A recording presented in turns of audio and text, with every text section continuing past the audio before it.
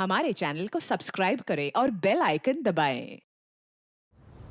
हमारे देश में औरतों की आवाज हमेशा से दबी रही है। 3 में से 1 औरत को किसी न किसी तरह की यातना से गुजरना पड़ता है, चाहे वो शारीरिक हो, मानसिक हो या सेक्सुअल।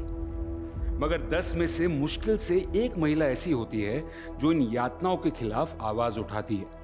बाकी औरतें चुप रह जाती हैं क्योंकि वो अपने अत्याचारियों पर वित्तीय, भावनात्मक या शारीरिक तौर पर निर्भर होती हैं।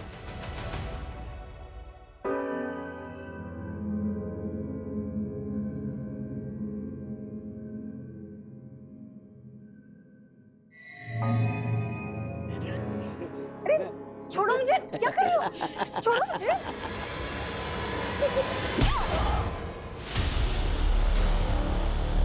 साले, साले,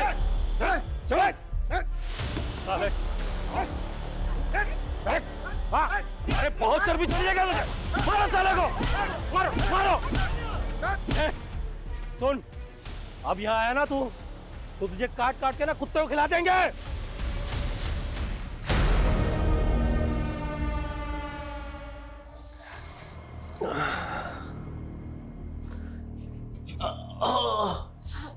क्या हुआ? कुछ नहीं, पेट में दर्द हो रहा है। आप लेटिए, मैं बाम लेकर आती हूँ।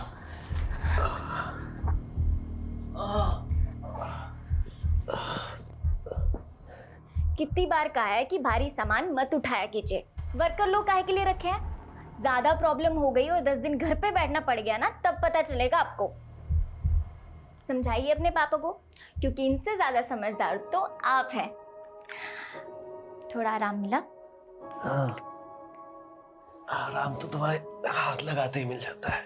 अच्छा, तो एक काम करते हैं, एक क्लिनिक खोल लेते हैं। पेशेंट्स आएंगे, हम बस टच करेंगे और फीस ले लेंगे। खूब कमाई होगी और फिर हम उससे अपना एक नया बंगला ले लेंगे। सुनो, जितना टच करना है ना हमको कर लो, ठीक है? किसी और को किया ना बहुत बुरा होगा। तुम तो एक पर्सनल डॉक्टर हो ना। अच्छा। हाँ, और रही बंगले की बात, तो तुम्हारे लिए ना महल खरीदेंगे। अब पूछो महल का नाम क्या रखेंगे? क्या? रज्जी महल। सच्ची में? बातें बनाना तो कोई आपसे सीखे। अरे तुम भी तो सीख लो जरा। छोड़िए ना, बच्चे तीनों जगे हुए हैं, क्या कर रहे हैं? चौथे को भी जगने दो।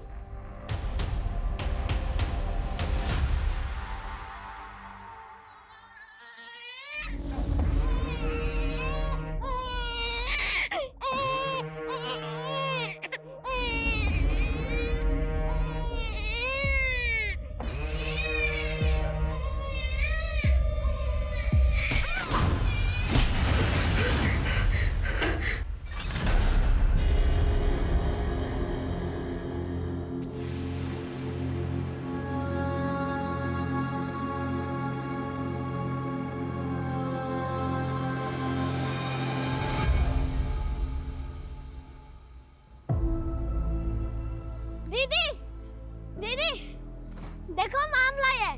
आपको खट्टे वाले आम पसंद है ना? कहाँ से लाए हो? चोर, चोर, रुक, रुक, कहाँ भाग के जाएगा? हाँ? छोड़ मेरे भाई को। छोड़। मेरे मकान से आम चुराएगा? 3 दिन तक उसी पेड़ से बांध के रखूंगा ना, तब समझ में आएगा। छोड़ दे मेरे भाई को, मैंने तेरे साथ अच्छा नहीं होगा। अच्छा तो इसके साथ नहीं होगा। छोड़ मेरे भाई को। दीदी, क्या रे, मेरा मकान से आम चुराएगा? मेरे मकान।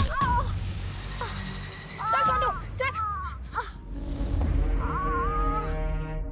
अरे सुनिए, क्या कर रहे हो आप? पगला रहे हो क्या? अरे पगला तो इसके बच्चे गए हैं। रुकिए, बेटा चोरी करता है और बहन खून। अरे भैया, बच्चों का मैटर है, भीड़ गए होंगे। अरे बच्चों का मैटर? मेरे बेटे को 16 टांके आए हैं, हॉस्पिटल में है वो, पता है? अरे तो उसका खर्चा हम दे रहे हैं ना। अरे रखो अपना खर्चा, हम बता रहे हैं। अगर हमारे बेटे को कुछ हुआ ना, पूरे परिवार में तुम्हारे मातम छाएगा। फिर वही तुम्हें खर्चा करना सबके।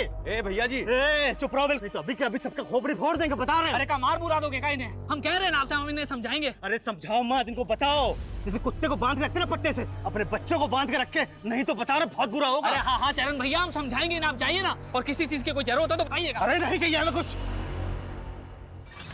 कहाँ है दोनों? I'm sorry दीदी। तुम तो ए तनु बेटा, क्या हो गया? एक समय ऐसा था कि तुमको गुस्सा ही नहीं आता था, बात बात में भड़क जाती है। क्या बात हो गया ऐसा? ताऊ जी वो हमने ही आम चुराया था और कृष भैया हमको मारने लगे। फिर दीदी को गुस्सा आया और बेटा और तुमने उसका सिर फोड़ दिया। बेटा क्या किया तुमने ये? हैं? तो क्या करते हम ताऊ जी? चुपचाप छोटू को मार खाने देते। अरे आम चुराता तो वापस छीन लेता। और ये जब देखो तो हमसे अरे चिपके क्या कर रहता रही है। हो? ताऊ जी हमारा दिमाग ऐसे ही खराब था। किस और बात ऊपर से किस बात पे दिमाग खराब हो गया तुम्हारा? कोई तुमको तंग किया? कोई बात हुआ? ताऊ जी वो बनो छोटू अरे जिंदगी बर्बाद करके रख दिया। ए प्रभात, ए सुनो सुनो सुनो सुनो सुनो सुनो सुनो सुनो तुम।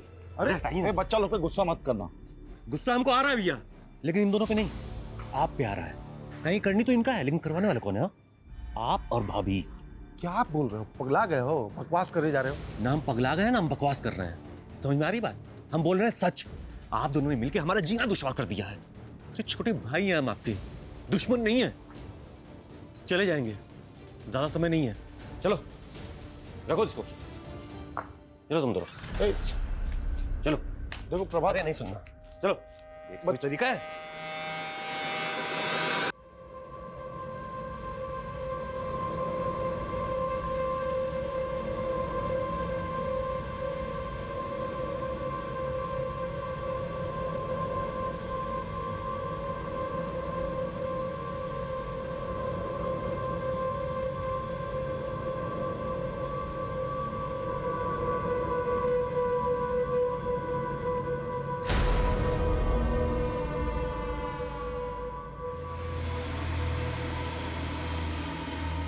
छोड़ो मुझे जाने दो। छोड़ो छोड़ो छोड़ो छोड़ो मुझे छोड़ो।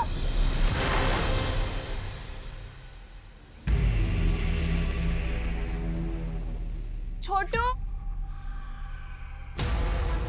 छोटू छोटू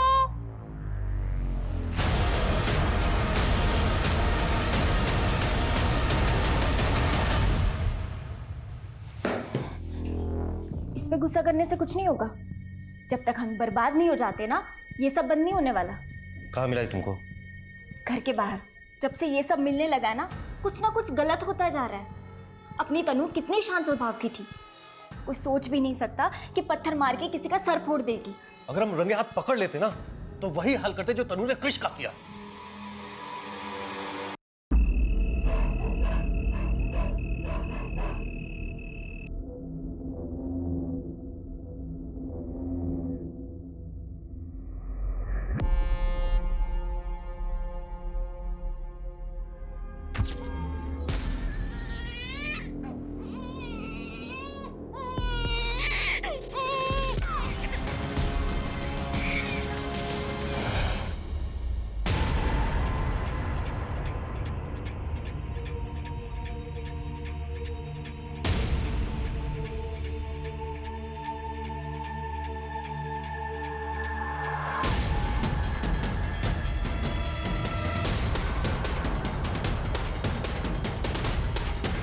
माय गॉड सर, ये पूरे क्राइम सीन को सील कर दो।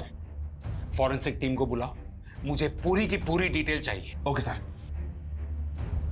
आपके रिश्तेदार थी वो? हाँ सर, हमारे छोटे भाई की पत्नी से। लगता है उनको किसी ने नींद में ही मार दिया है, और उस बच्चे को भी। लेकिन अभी कल ही तो प्रभात भैया घर आए थे। आप? हाँ हमारी पत्नी है सर। सर हमको अपने भाई प्रभात का और दो छोटा बच्चे का चिंता हो रहा है सर। वो पता नहीं कहाँ गए। आप कुछ कह रही थी कि प्रभात कल रात को घर आया था? हाँ हाँ सर। क्यों? सर वो लोग यहाँ से शिफ्ट होकर जमशेदपुर जाने वाले थे, बस आखिरी बार इसलिए मिलने आया था सर वो। शर्म आनी चाहिए आपको भैया, कितनी नीच सोच है आपकी। हम आपका करनी पकड़ लिए तो हम नीच हो गए। ए प्रभात, अपना भाभी से इज्जत से बात करो, समझे? इज्जत पाने के लिए ना, इज्जत पाने लायक काम भी करना पड़ता है। गिनना आती है आप लोगों से। खैर जा रहे हैं शहर छोड़ के, कल जो करते मेरे करिए। तो उसके बाद आप लोगों की कोई बात नहीं हुई? नहीं सर। लेकिन सर प्रभात भैया और दोनों बच्चे हैं कहाँ? आप फिक्र मत करिए, उन्हें ढूंढ रहे हैं। इनके स्टेटमेंट्स ले लो।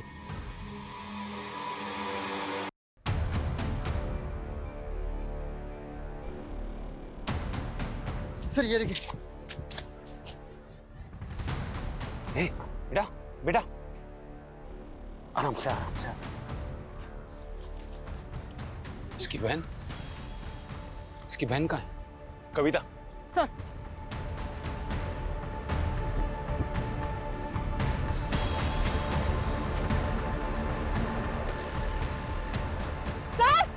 यहाँ देखिए। इसको संभालो।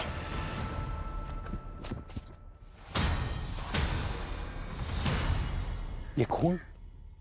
अरे बेटा, ओ बेटा, उठो उठो उठो। ठीक है। छोटू का है, छोटू का है, छोटू का है, छोटू, छोटू ठीक है, छोटू ठीक है। अनिल, प्रिया, छोटू, ये देखो आगे। दीदी, छोटू तुम ठीक हो? दीदी को, तनु, तनु,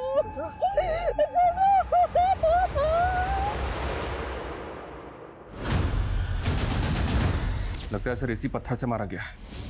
इसको फॉरेंसिक के हवाले कर दो, शायद कुछ मिल जाए। Right sir. अनिल, कुछ और मिला?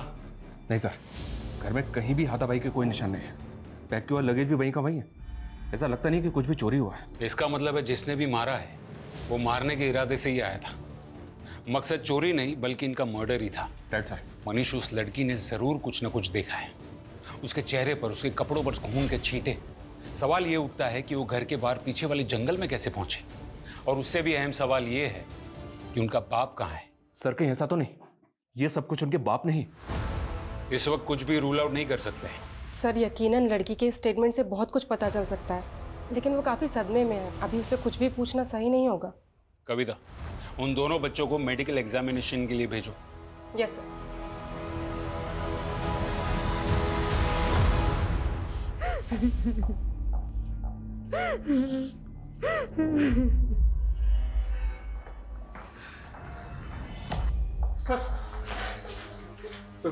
सर क्या बोले डॉक्टर?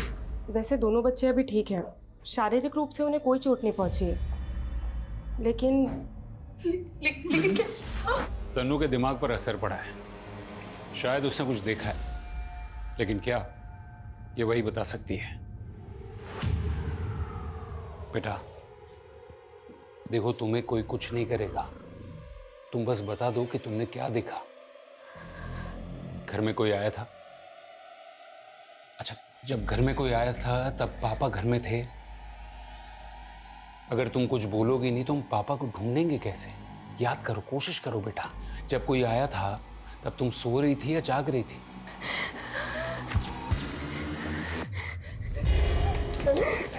तनु क्या हो रहा था?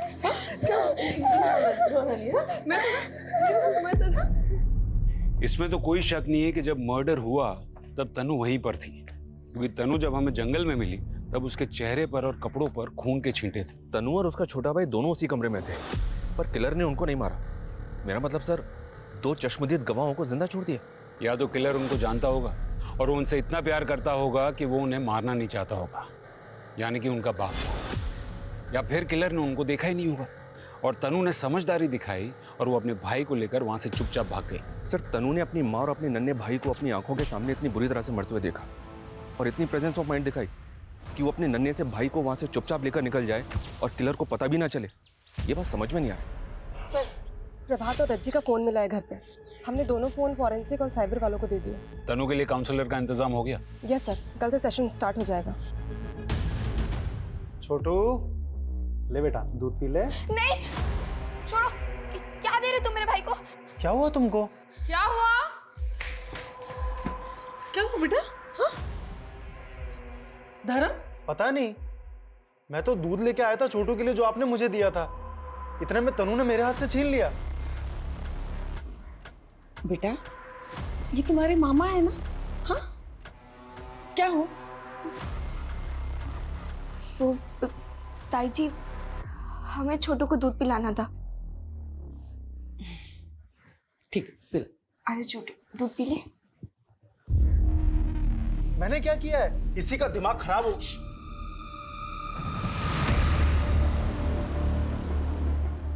सर वो लड़की पागल हो गई है, मैं नहीं। और आप ऐसा सोच भी कह सकते हैं? तुमने उनको धमकी नहीं दी थी? हम बता रहे हैं, अगर हमारे बेटे को छुआ ना, पूरे परिवार में तुम्हारे मातम छाएगा। सर हम गुस्से में थे उससे। सर वो लड़की इतनी पागल हो गई थी कि मेरे बेटे का सर फोड़ दिया। सर ऐसा लग रहा था कि वो जान ले लेगी उसकी। एक बाप अपने बेटे का खून देखेगा ना तो गुस्सा तो आएगा ना। और उसी गुस्से में तुमने उसी तरह से उसकी माँ और उसके भाई का सर फोड़ दिया। सर आप फिर से वही बात कर रहे हैं। जब से मेरे बेटे का सर फटा है ना सर, मैं उसके पास ही हूँ, उसको छोड़ के कहीं नहीं गया हूँ। शहर छोड़ के कहीं मत जाना, और जब भी बुलाया जाए पुलिस स्टेशन आ जाना। सर प्रभात एक ग्रोसरी शॉप चलाता था मार्केट एरिया में, आमदनी ठीक ठाक थी। उसको आखिरी बार सुबोध के घर से निकलते देखा गया था। ये प्रभात और सुबोध के बीच में बनते थी। कुछ टाइम पहले तक दोनों फैमिली साथ में रहती, फिर रज्जी ने एक बच्चे को जन्म दिया। फैमिली बढ़ गई तो प्रभात अपनी पत्नी के साथ किसी अलग जगह पे शिफ्ट हो गया। तो पैसों का या पुश्तैनी जायदाद का कोई बंटवारा? नहीं सर, किसी पुश्तैनी जायदाद का कोई बंटवारा नहीं। सुबोध राजकीय विद्यालय में टीचिंग करता है और प्रभात के दोनों बच्चे उसी स्कूल में पढ़ते हैं। और दोनों की पत्नियां? रज्जी हाउसवाइफ थी सर। सबका कहना है कि वो अपने पति से बहुत प्यार करती थी। और सुबोध की पत्नी करुणा आयुर्वेदिक नुस्खे बेचती है और बनाती है, मोस्टली शौकिया तौर पर। दोनों के आपस में कोई अनबन नहीं थी। कुछ समझ में नहीं आ रहा है। सिर्फ चरण है जिसके पास ये मर्डर्स का मोटिव है, लेकिन उसका रिकॉर्ड भी एकदम क्लियर है, वो घर में ही था। जब तक ये प्रभात नहीं मिल जाता या फिर तनु कुछ बोलती नहीं, तब तक हम अंधेरे में रहेंगे। ये हो गई तुम्हारे लिए दवाई तैयार। लो लो, पियो पियो पियो पियो पियो पियो पियो, शाबाश। लो और पियो। ये इसे नहीं, तुझे पीना चाहिए। अरे अमन, तू कब आया? जब तू अपनी बेचारी का रोना रो रहा था। मैं कोई रोना नहीं रो रहा हूँ, मैं अपनी जिंदगी में बहुत खुश हूँ, अपनी खुशबू के साथ। देख रहा हूँ मैं कितना खुश है तू। शादी करके घर बसाना चाहता था, सुंदर सुशील पत्नी चाहिए थी तुझे, और ससुराल वालों ने पकड़ा दिया ये डैमेज पीस। ए, तमीज में रहो, समझे? मेरे तमीज में रहने से क्या तेरी किस्मत बदल जाएगी? मुझे देख, नो रिस्पॉन्सिबिलिटी, नो बंदिश। सुबह से लेकर शाम तक ऐश करता हूँ और रात को डबल ऐश करता हूँ। देख अमन, जब तक तुझे बर्दाश्त कर रहा हूँ, किसी दिन मेरा दिमाग घूम गया ना। तुम में से अमन कौन है? जी मैं हूँ। क्या हुआ? तुमसे कुछ बात करनी है। मैम, एक भी महीना ऐसा नहीं था कभी मेरी तनख्वाह देरी हुई हो। अच्छे इंसान थे मतलब? मतलब हैं, अच्छे इंसान हैं। उनकी किसी से कोई दुश्मनी थी? सवाल ही पैदा नहीं होता मैडम। उसकी वाइफ को कितने अच्छे से जानते हो तुम? मैं मिला हूँ, 3-4 बार उनसे मिला हूँ। प्रभात भाई अपनी बीवी से बहुत प्यार करते थे। मेरे घर पे देना है। तुम्हारी भाभी का जन्मदिन है ना, उसके लिए साड़ी है। उसको तोहफा देने के बाद उसके चेहरे पे जो खुशी होती है ना, उसको देखने का मजा ही कुछ और है अमन बाबू। ठीक है, जरूरत पड़ेगी तो थाने बुलाएंगे। ठीक है।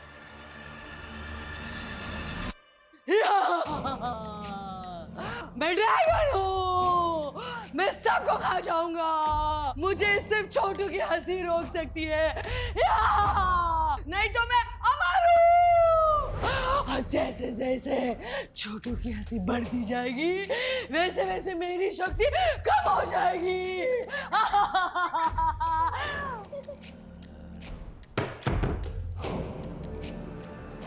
ताई जी, ताई जी।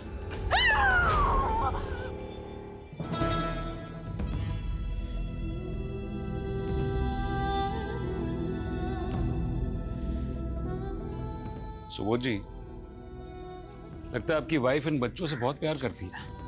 हाँ सर, करुणा के अलावा इन बच्चा लोग को इतना जल्दी कोई भी ठीक नहीं कर सकता था। इसका जान बसता था बच्चों में। और प्रभात की? मेरा मतलब है प्रभात भी इन बच्चों से उतना ही प्यार करता था। सर, जितना आप करुणा का प्यार देख रहे हैं ना, उससे कहीं ज्यादा। प्रभात का पूरा जिंदगी बच्चा लोग और रज्जी के इर्द गिर्द घूमता है सर। अगर ऐसा है तो फिर ये प्रभात गायब कहाँ हो गया? हम जान रहे हैं सर आप क्या बोलना चाहते हैं, लेकिन हम पूरा विश्वास के साथ कह रहे हैं कि जो कुछ हुआ है ना, इसमें प्रभात का कोई हाथ हो ही नहीं सकता है। सर, या तो प्रभात खुद ही कोई मुसीबत में फंस गया है, या वो रज्जी के पास।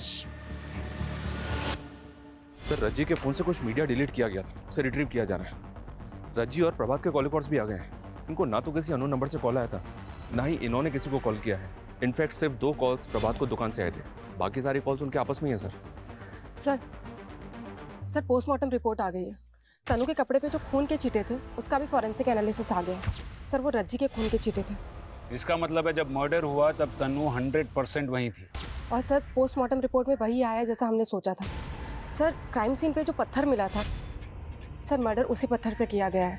लेकिन सर, कोई फिंगरप्रिंट या फिर DNA रिट्रीव नहीं हो पाया। सर रज्जी पे 4 से 5 बार उस पत्थर से वार किया गया है और बच्चे पे 1 बार। इसका मतलब है मारने वाले के दिमाग में बहुत ज्यादा नफरत भरी हुई थी। सर इसी वजह से पत्थर पे इतना ज्यादा खून था कि कोई फिंगरप्रिंट नहीं मिल पाया। और कुछ अनयूजुअल? यस सर, रज्जी के साथ रेप भी हुआ था, लेकिन उसके मरने के बाद। व्हाट? लाश के साथ? मतलब नेक्रोफिलिया? मतलब ये बंदा मुर्दों के साथ सेक्स करता था? बच्चों के लिए काउंसलर आ रहे हैं ना? Yes sir. देखो बेटा, हम जानते हैं कि आप बहुत दुखी हो, लेकिन उस किलर ने आपके छोटे भाई गोलू को बहुत चोट पहुंचाई है ना, और आपकी माँ को भी ना। बेटा, उस आदमी ने जब आपके छोटे भाई को और आपकी माँ को मारा तब आप वहीं थी ना? क्या हुआ था वहां? आपने उस आदमी की शक्ल देखी थी ना?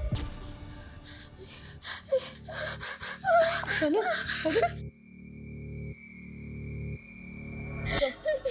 प्लीज, अभी तनु बहुत डरी हुई है, हम बाद में पूछताछ करेंगे।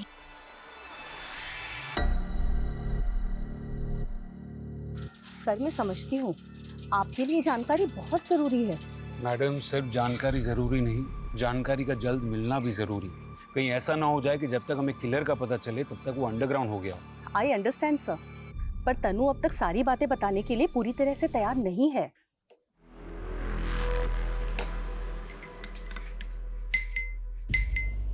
ताई जी, आप ये दूध में क्या मिला रही हैं? बेटा, ये जड़ी बूटी है ताकि तुम दोनों को अच्छे से नींद आए और खासकर तुम्हें बुरे सपने ना आए। ताई जी, हमको बहुत डर लगता है। इसीलिए तो दवाई दे रही हूँ, सारा डर खत्म हो जाएगा। अब चलो चलो बेटो, यहाँ पे चलो। गुड गर्ल, ये लो, और पूरा खत्म करना है, ठीक है ना? पियो पियो पियो। Good boy.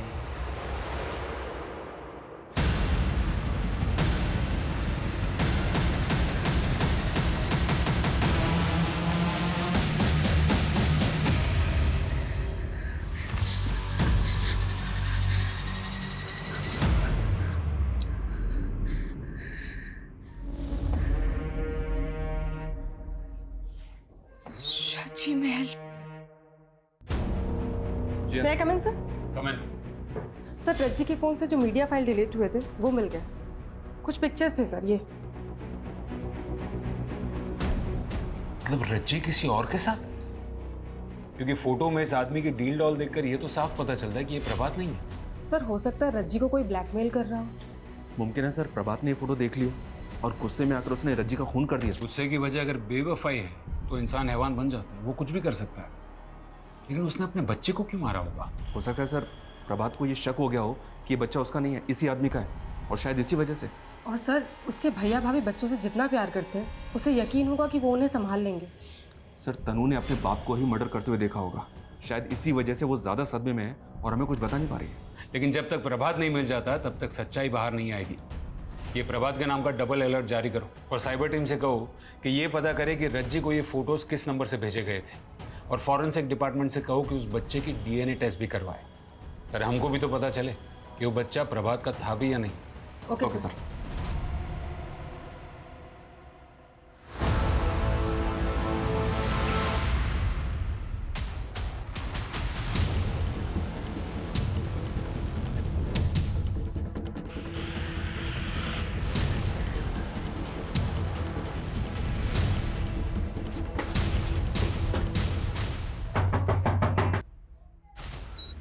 अमन कहाँ है? समीर कौन है? चल अरे अरे सर मैंने क्या किया सर? अभी थोड़ी देर में तो खुद बताएगा कि तूने क्या किया है। सर पर हुआ क्या? सर सर सर लेकिन तूने रज्जी को फोटो भेजे थे ना? सर मैंने नहीं भेजे, हो सकता है मेरे फोन से किसी और ने भेज दिया। तूने रज्जी को फोटो भेजे थे कि नहीं? सर मैंने भेजे थे, मैंने भेजे थे। वो प्रभात भैया ने एक बार मुझे अपने घर भेजा था किसी काम के लिए। भाभी जी,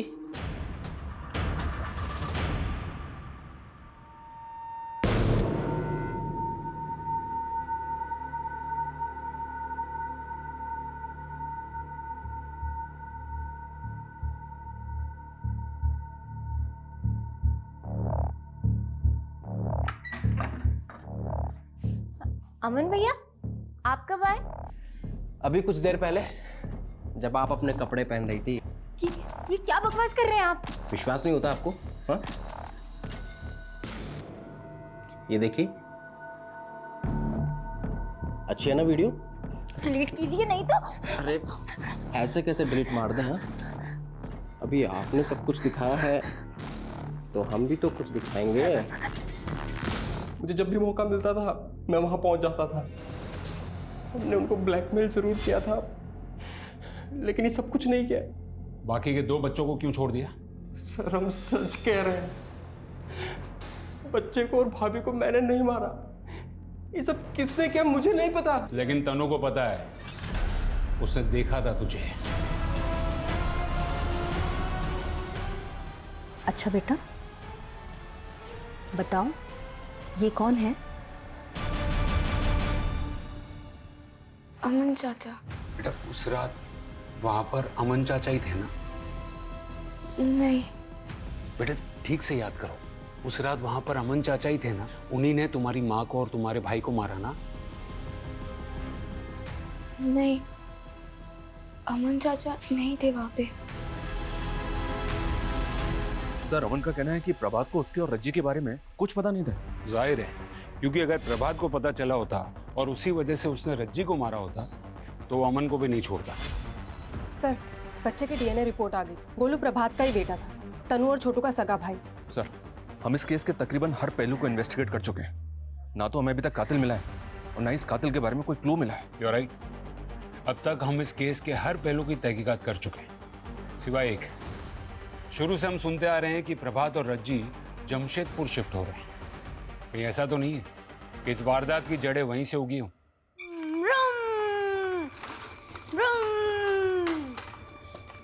छोटू, हमको आज से बात ही नहीं करनी। हमसे गुस्सा हो तुम? देखो, हमें तुम्हारी फिक्र है ना, इसलिए हम कभी कभी तुम पर गुस्सा करते हैं। कभी कभी तो आपसे डर भी लगता है। तुम्हें कुछ नहीं हो, इसलिए तो हम तुम्हें कभी अपनी आंखों से दूर होने नहीं देना चाहते ना। अच्छा सॉरी, कान पकड़ के सॉरी। मम्मी पापा तो छोड़ के चले गए, अगर आप भी ऐसा करोगे तो। सॉरी बोला ना, अब आजा जल्दी से।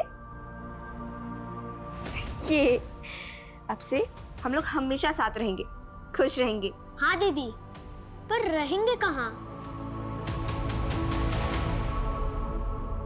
मैडम हम प्रभात को 20 सालों से जानते थे। वो बहुत अच्छा आदमी था। उनकी किसी से कोई दुश्मनी? सवाल ही नहीं उठता मैडम। लेकिन वो कहते हैं ना, घर का भेद ही लंका ढाए। क्या मतलब? मतलब उनके भैया और भाभी उनके दुश्मन बने बैठे थे। लेकिन हमें तो पता है कि भैया भाभी दोनों बच्चों से बहुत प्यार करते थे। मैडम हम कहाँ मना कर रहे हैं इस बात से, लेकिन ज़रूरत से ज़्यादा प्यार भी जहर बन जाता है। करुणा भाभी प्रभात को अपने बच्चे की तरह समझती थी, रज्जी को भी फूलों की तरह रखती थी करुणा भाभी।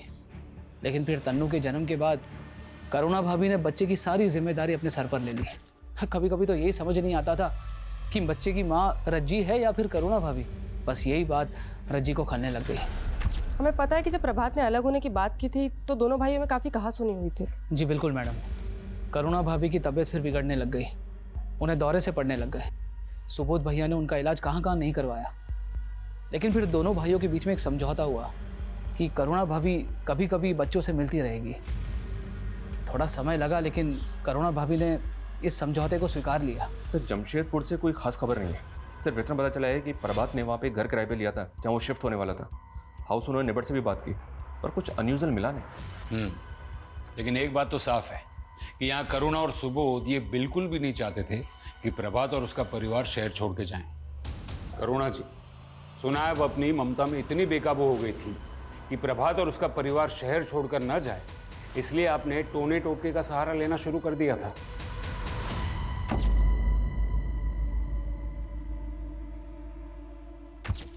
देखिए, जितना जल्दी सच बोलेंगे ना उतना बेहतर रहेगा तुम दोनों के लिए। सर, हम अपना करुणा को टूटते हुए नहीं देख सकते थे सर। इसमें हमारा जान बसता है, और अगर ये मां नहीं बन सकती है तो इसमें इसका क्या गलती है सर? और क्या किया इसने? बस बच्चा लोगों को प्यार किया है ना सर। आप बताइए, बच्चा लोग को प्यार करना कोई कानूनी जुर्म होता है क्या? और सर, बात सिर्फ उनके यहाँ जाने की नहीं थी। तनु की मानसिक स्थिति ठीक नहीं रहती थी, उसे नजर लग गई थी और वो बहुत चिड़चिड़ करने लगी थी। इसलिए मैंने सोचा कि अगर मैं काला जादू करूंगी तो वो थोड़ी ठीक हो जाएगी। आखिरी बार जब प्रभात तुमसे मिलने आया तब तुम्हारी उससे लड़ाई हुई थी? नहीं सर, हम अपना भाई से कभी लड़ ही नहीं सकते थे। वो तो थोड़ा कहा सुनी हो गया था। ए प्रभात, अपना भाभी से इज्जत से बात करो, समझे? इज्जत पाने के लिए ना इज्जत पाने लायक काम भी करना पड़ता है। वो सब भूल गया था सर, वो सब कुछ भूल गया था जो हम उसके लिए किए थे। वो बस हमसे पीछा छुड़ाना चाहता था। और इसीलिए तुमने उसकी जान ली। उन दोनों बच्चों को छोड़ दिया जिससे तुम्हारी पत्नी को लगाव था, लेकिन उस मासूम बच्चे की जान ले ली जिसे रज्जी ने अपने करीब रखा था। और फिर अपने बदले की आग में तुमने रज्जी की लाश के साथ भी। क्या बोल रहे हैं सर आप? कितना घिनौना इल्जाम लगा रहे हैं। सर कैसी बातें कर रहे हैं आप? सर हमने ऐसा कुछ नहीं किया, मैं कह रही हूँ ना, हमने कुछ नहीं किया है सर, कुछ नहीं किया है। इनके खिलाफ हमारे पास कोई सबूत नहीं है। सर तनु इनके ही घर में रह रही है, कहीं ऐसा तो नहीं कि इनके डर से वो कुछ नहीं कर रही? अनीश, वो उनकी गाड़ी में, सिर्फ शक के बिना पर हम कोई कदम नहीं उठा सकते। फिर भी उन पर 24 घंटे नजर रखो। कमाल है, हर कोई ऐसा कह रहा है कि हत्याकांड के कुछ दिनों पहले से ही तनु अजीब बिहेव कर रही थी। वो अपने छोटे भाई के लिए वो क्रिश पर जानलेवा हमला भी कर दिया। आखिर एक 10 साल की बच्ची में इतना अग्रेशन किस बात का? अरे वाह तन्नू बेटा, आज तो आपके चेहरे पे न गुस्सा है न डर। अच्छा एक बात बताओ, दुनिया में आप सबसे ज्यादा किससे प्यार करते हो? छोटू से। छोटू से? वो है ही इतना प्यारा, तभी तो आप छोटू को सबसे बचाते ही रहती हो, है ना? उस दिन भी आपने छोटू को बचाने की कोशिश की ना, इसीलिए आपने पत्थर से कृष का सर फोड़ दिया ना। इसका मतलब कोई भी छोटू को अगर तकलीफ देने की कोशिश करेगा तो मैं उसका सिर फोड़ दूंगी। सर तन्नू का केस थोड़ा पेचीदा है। उसे अपनी माँ की मौत देखने का, अपने भाई की मौत देखने का, अपने बाप के लापता होने का दुख तो जरूर होगा, पर उससे भी ज्यादा सदमा उसे छोटू को कुछ हो जाने के डर का है। इसका मतलब है कुछ ऐसा हुआ होगा जिसे तनु को लगे कि छोटू को खतरा है। वो छोटू को लेके अब भी इतनी पॉजिटिव है कि किसी को भी उसके करीब जल्दी जाने ही नहीं देती। जिस खतरे से तनु अपने भाई को बचाना चाहती है, क्या वो खतरा उसकी माँ और भाई की मौत से जुड़ा हुआ है, या फिर उसके डर की वजह कुछ और ही है? और क्या ये खतरा अब भी कायम है? ये आप क्या बना रहे हो दीदी? ये रज्जी महल है, ये पापा ने हमारे लिए बनाया। यहाँ आंगन में होगा झूला और फिर यहाँ से ऊपर जाने के लिए हमारे कमरे में होगी सीढ़ी, और हमारे कमरे में होगा एक गद्देदार बेड जिसमें तुम खूब उछलोगे, है ना? हाँ। माँ पापा भी वहाँ होंगे? क्या वो हमारा इंतजार कर रहे हैं? माँ तो नहीं, लेकिन पापा जरूर होंगे वहाँ पे। हमारे भाई।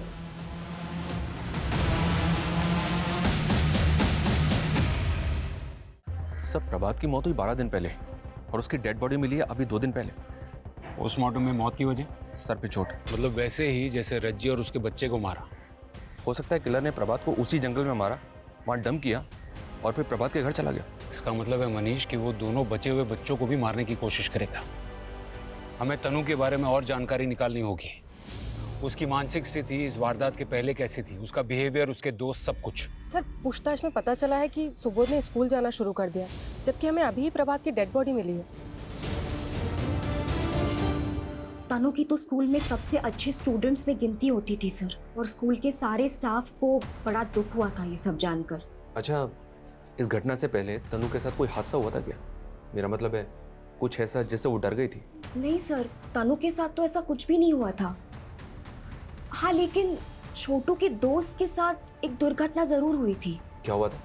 छोटू के दोस्त को सांप ने काट लिया था और बेचारे की डेथ हो गई थी। नाम क्या था उसका? रोहन। तनु, छोटू,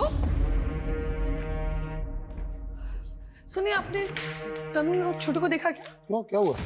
पता नहीं कहाँ चले गए।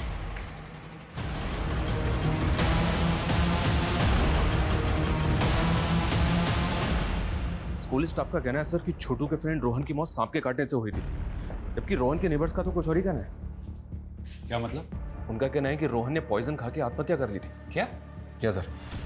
लेकिन एक 8 साल का बच्चा सुसाइड क्यों करेगा? सर रोहन के नेबर्स का ऐसा मानना है कि रोहन को शायद स्कूल में सेक्सुअली एक्सप्लॉइट किया जा रहा था।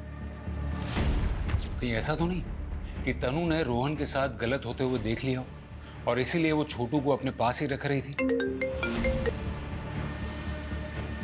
हाँ बोलिए। हेलो सर, हमारे बच्चे कहीं नहीं मिल रहे सर। हमने हर जगह ढूंढ लिए, कहीं नहीं मिल रहे सर। आप प्लीज हमारे बच्चों को ढूंढ लीजिए।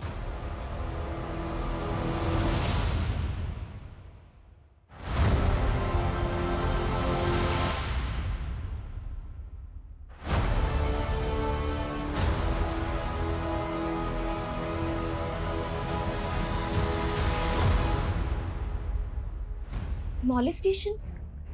सर मैं यकीन के साथ तो नहीं कह सकती, लेकिन एक आदमी को देखा गया है स्कूल में जो अक्सर बच्चों के काफी करीब रहता था।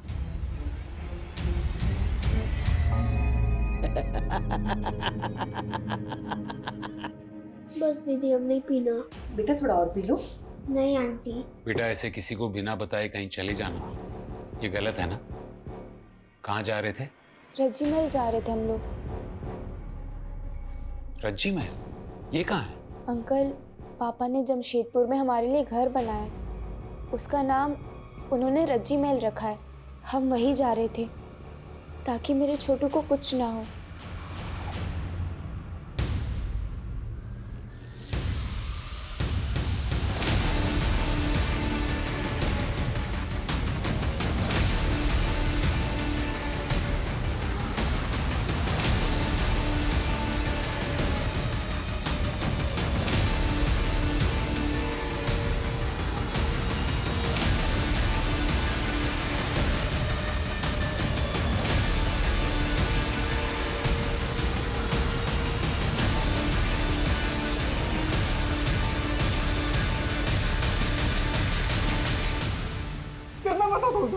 मैं सब कुछ सच बताता हूँ, मारिए मत सर। चल बोल। सर मैं स्कूल की कैंटीन में चीजें सप्लाई करता हूँ, बस मेरी एक ही गंदी आदत है सर, उसी में फंस जाता हूँ सर। सर ऐसे ही एक दिन मुझे रोहन मिल गया, फिर मौका था तो सर मैंने लेकिन फिर अचानक मैंने देखा कि तनु ने मुझे देख लिया था। और रोहन ने तो आत्महत्या कर ली, लेकिन तुझे डर था कि तनु कहीं तेरा राज ना खोले, इसलिए सबसे पहले तूने प्रभात को मारा और फिर उसके घर गया उसके पूरे परिवार को मारने के लिए। सर मैं मानता हूँ कि मैं गंदा आदमी हूँ, पर सर मैं कातिल नहीं हूँ सर, मेरे यकीन मानिए सर। अच्छा बेटा बताओ, आपने उसका चेहरा देखा था? कौन था वो? बताओ बेटा, कौन था वो? क्या वो धर्म मामा थे या कोई और? मुझे इसी बात का डर था। तनु का दिमाग उस हादसे की याद को दबाने की कोशिश कर रहा है। हमको उसका चेहरा याद नहीं है, एकदम याद नहीं है। अगर वो कह रही है कि उसे कुछ याद नहीं, तो वो झूठ नहीं बोल रही, बल्कि उसका दिमाग उसके साथ खेल रहा है। उसका ब्रेन उसे ये सोचने पे मजबूर कर रहा है कि छोटू की जिंदगी की सलामती ही उसके लिए सबसे ज्यादा जरूरी है। हमें उसे थोड़ा और वक्त देना चाहिए। अमन, सुबोध और धर्म, ये हमारे 3 सस्पेक्ट्स हैं। अमन और धर्म सेक्सुअल ऑफेंडर्स की लिस्ट में आते हैं और वो हमारी हिरासत में। अमन और धर्म ने बाकी सारी चीज़ों को मान लिया है, लेकिन ट्रिपल मर्डर से साफ इनकार कर दिया है। फॉरेंसिक भी धर्म के फेवर में है। किसी ने भी उसे प्रभात के घर आते जाते देखा नहीं है, यहाँ तक कि उसकी फ़ोन की लोकेशन भी वहाँ की नहीं है। ये रैंडम किलिंग भी नहीं हो सकती सर, क्योंकि प्रभात को उसके घर में नहीं मारा गया। इसका मतलब साफ है, प्रभात को मारने वाला उसको और उसकी फैमिली को अच्छी तरह से जानता था। बिल्कुल, उसने पहले प्रभात को मारा होगा और फिर वो उसके घर गया होगा। रात का वक्त था, इसलिए जाहिर है सब लोग सो रहे होंगे और इसलिए वो दीवार फांद कर कुंडी तोड़कर घर में घुसा होगा। उसे कहीं विश्वास था कि तनु और छोटू कुछ नहीं बता पाएंगे, इसलिए रज्जी और छोटे बच्चे को मारने के बाद वो उन दोनों के पीछे भागा नहीं, ना ही उन्हें ढूंढने की कोशिश की, बल्कि मरी हुई रज्जी का रेप करने लगा। ये ट्रिपल मर्डर को अंजाम देने वाला घर में सिर्फ और सिर्फ अपने दिमाग के फितूर को शांत करने आया था। अपने नेटवर्क को और भी ज्यादा एक्टिवेट करो, खबरियों की मदद लो और ये जानने की कोशिश करो कि उनकी फैमिली में दूर दूर तक ऐसा कोई रिश्तेदार है जिसकी सेक्सुअल दरिंदगी की हिस्ट्री हो। Okay sir. Okay sir.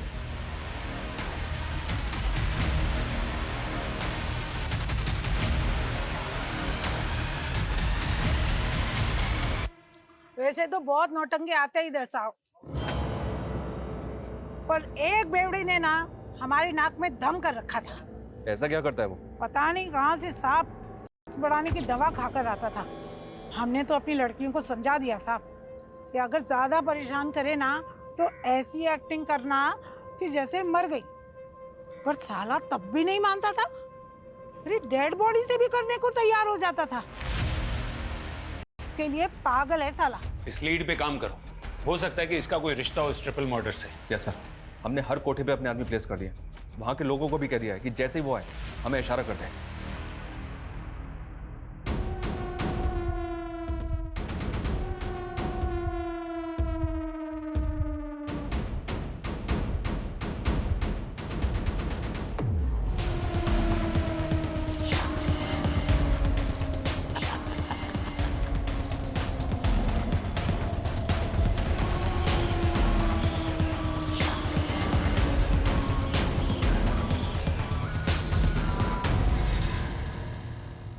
Sameer Sheikh, अमन का बड़ा भाई। नहीं सर, नहीं सर, नहीं सर। चल बोल। अमन ने मुझे रज्जी के साथ वाला वीडियो दिखाया था। रज्जी बहुत सुंदर थी। मैं उसे हर हाल में पाना चाहता था, भले ही एक रात के लिए सही। लेकिन वो लोग शहर छोड़ के जाने वाले थे, तो मैंने भी उम्मीद छोड़ दी थी। फिर उस रात जब मैं अपने काम से वापस लौट रहा था, तब मैंने प्रभात को देखा। प्रभात की लाश ठिकाने लगाने के बाद मैं उसके घर गया।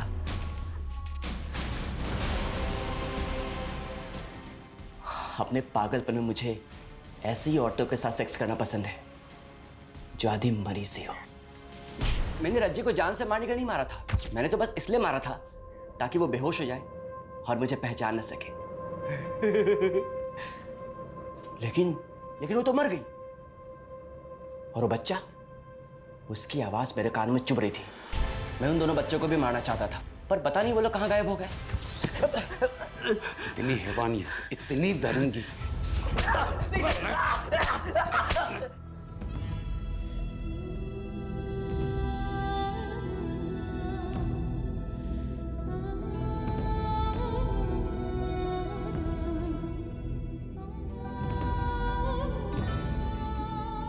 एक छोटी सी नन्ही सी फैमिली इतनी यातनाओं से गुजर रही थी और किसी को पता नहीं था।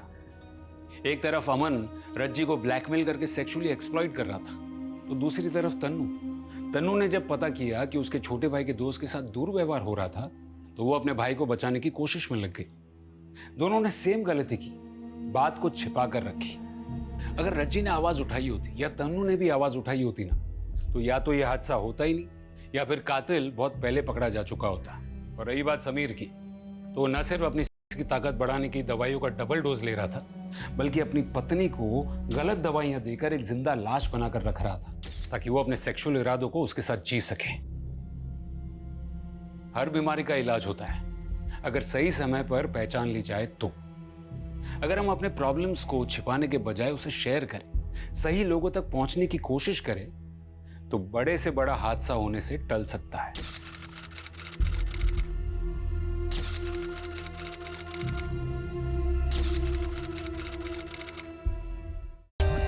For more updates, subscribe to our channel, click the show links and enjoy watching the videos.